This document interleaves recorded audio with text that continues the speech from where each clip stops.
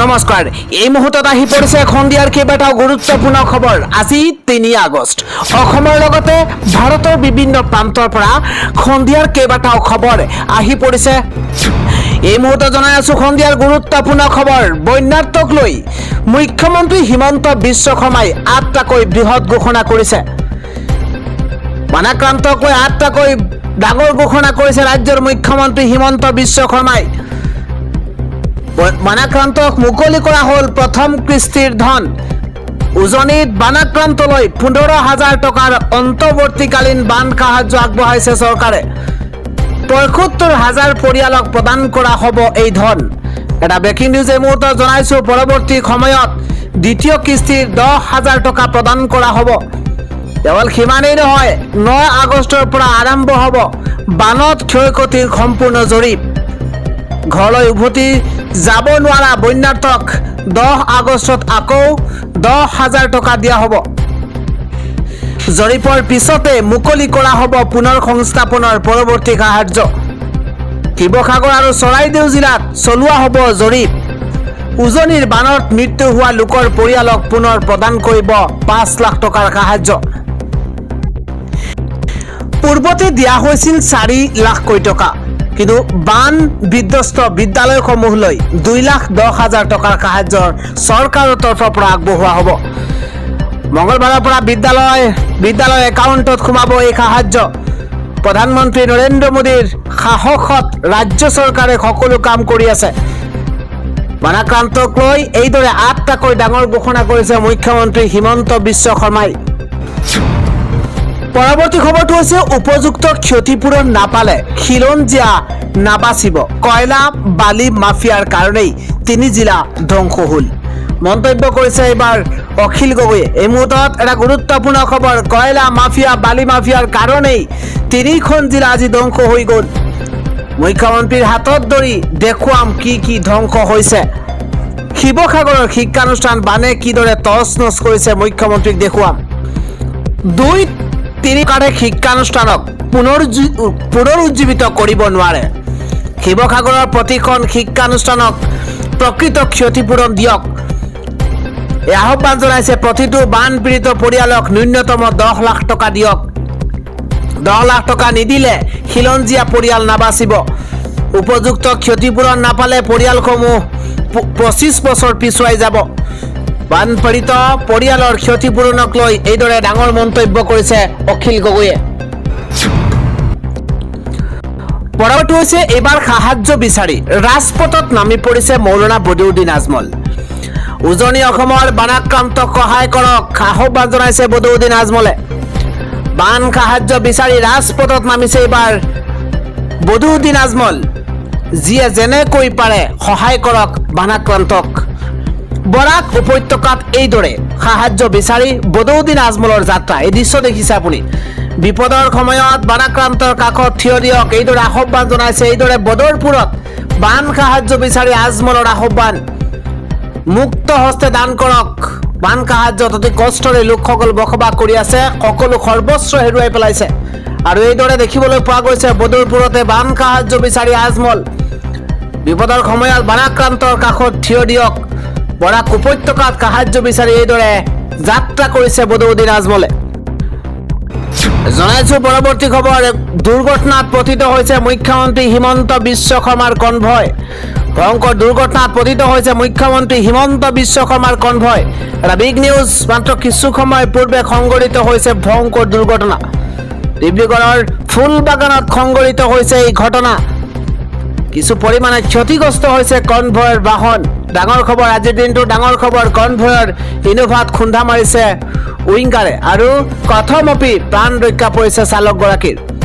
Convoy দুৰ্ঘটনাত পতিত মুখ্যমন্ত্ৰী। ভয়ংকৰ দুৰ্ঘটনাত পতিত হৈছে মুখ্যমন্ত্ৰী হিমন্ত বিশ্ব শৰ্মাৰ কনভয়। আৰু জানিব পৰা মতে কিছু পৰিমাণে ক্ষতি হৈছে বাহনৰ।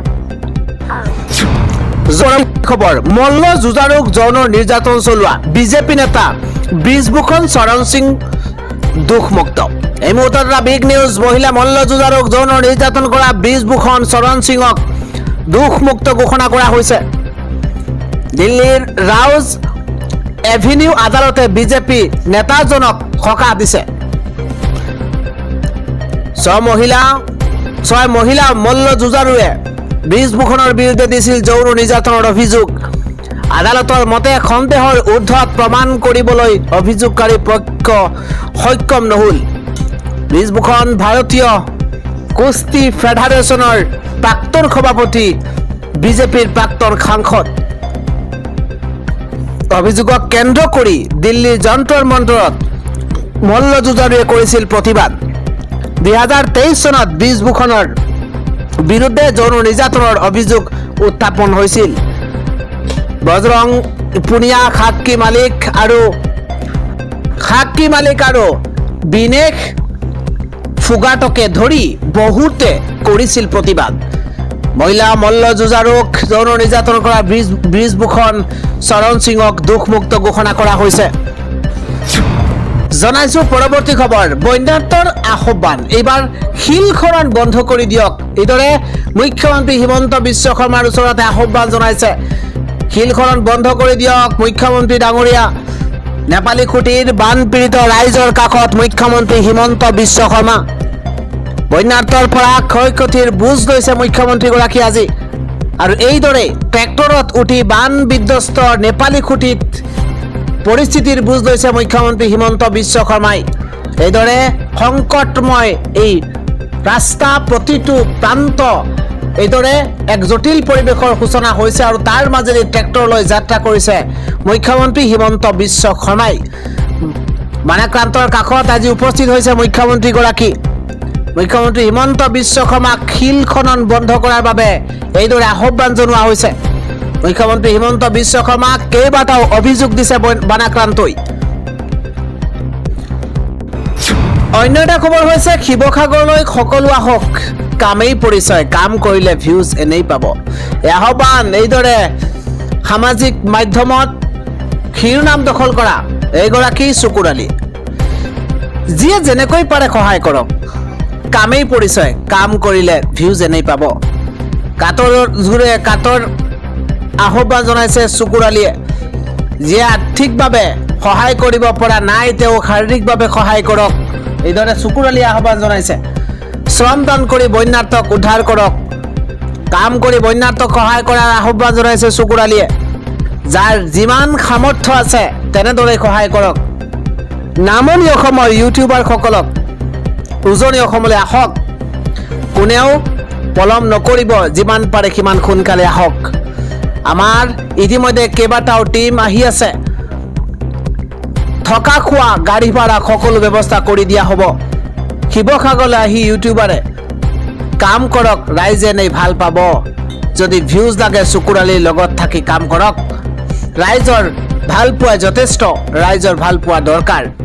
এইদৰে কেইবাটাও আহ্বান জনাইছে চকুৰালীয়ে। জনাইছো পৰৱৰ্তী খবৰ। ঘৰতে বহি নিজৰ মোবাইলতে আপুনি কিদৰে অনলাইনত লোকপিয়লৰ স্বগণনা কৰিব পাৰিব তাৰ তথ্য এই মুহূৰ্তত জনাইছো। এটা বিগ নিউজ এই মুহূৰ্তত জনাইছো। আৰম্ভ হৈ গৈছে লোকপিয়লৰ স্বগণনা। এটা গুৰুত্বপূৰ্ণ খবৰ। 16 আগষ্টলৈ মুকলি থাকিব স্বগণনা পৰ্টেল। 16 আগষ্টলৈ মুকলি থাকিব। গৃহ তালিকাভুক্তি আৰু গৃহ গণনাৰ বাবে অনলাইন যোগে স্বগণনা হ'ব। গৃহ তালিকাভুক্তি আৰু গৃহ গণনাৰ বাবে অনলাইন যোগে স্বগণনা হ'ব। ডাঙৰ খবৰ এই মুহূৰ্তত। চৰকাৰী পৰ্টেল se.census.gov.in সক্ৰিয় হৈ থাকিব। চৰকাৰী পৰ্টেল এইটো খুলি দিয়া হৈছে অনলাইন এপ আৰু অনলাইনত নিজেই কৰিব পাৰিব স্বগণনা। টেকনলজিৰ ব্যৱহাৰ হ'ব এইবাৰ চেঞ্চাছত। স্মাৰ্টফোন বা পৰ্টেলৰ জৰিয়তে হ'ব। 16টাকৈ ভাষাত চেঞ্চাছ হ'ব, অসমীয়াতো উপলব্ধ হ'ব। এতিয়া আমি আপোনালোকক জনাইছো কিদৰে আপুনি লগ ইন কৰিব, কিদৰে আপুনি অনলাইনৰ জৰিয়তে স্বগণনা কৰিব পাৰিব তাৰ প্ৰক্ৰিয়া আমি আপোনালোকক জনাইছো। প্ৰথমে আপুনি এই পৰ্টেলত যাব লাগিব se.census.gov.in। এই পৰ্টেলত আপুনি লগ ইন কৰিব লাগিব। প্ৰথমে লগ ইন কৰক, তাৰপিছত ৰাজ্য আৰু কেপচা অন্তৰ্ভুক্ত কৰিব লাগিব। পৰিয়ালৰ মুৰব্বীৰ নাম 10টা সংখ্যাৰ মোবাইল নম্বৰ অন্তৰ্ভুক্ত কৰিব লাগিব আৰু তাৰ পাছত এটা মোবাইল নম্বৰ কেৱল এটা পৰিয়ালৰ বাবেহে ব্যৱহাৰ কৰিব পৰা যাব। এটা মোবাইল নম্বৰ কেৱল মাত্ৰ এটা পৰিয়ালৰ বাবে প্ৰযোজ্য। পঞ্জীয়নৰ পিছত মুৰব্বীৰ নাম সলনি কৰিব নোৱাৰিব। পচন্দৰ ভাষা বাছনি কৰি পঞ্জীয়নভুক্ত মোবাইল নম্বৰত OTP অন্তৰ্ভুক্ত কৰক। বাসগৃহৰ অৱস্থান আৰু মেপিং, জিলা, পিনকোড, গাঁও, চহৰ বাছনি কৰক। গৃহ তালিকাভুক্তি আৰু গৃহ গণনাৰ সকলো প্ৰশ্ন পৰ্যায়ক্ৰমে পূৰণ কৰিব লাগিব। ফাইনেল ছাবমিশ্যন কৰিলে 11 সংখ্যাৰ একক স্বগণনা ID পাব। ইয়াৰ এটা প্ৰিণ্ট বা ৰিচিভ কপি সংৰক্ষণ কৰি ৰাখিব লাগিব। যেতিয়া লোকপিয়লৰ প্ৰগণক ঘৰলৈ আহিব তেতিয়া এই SEID দেখুৱাব লাগিব।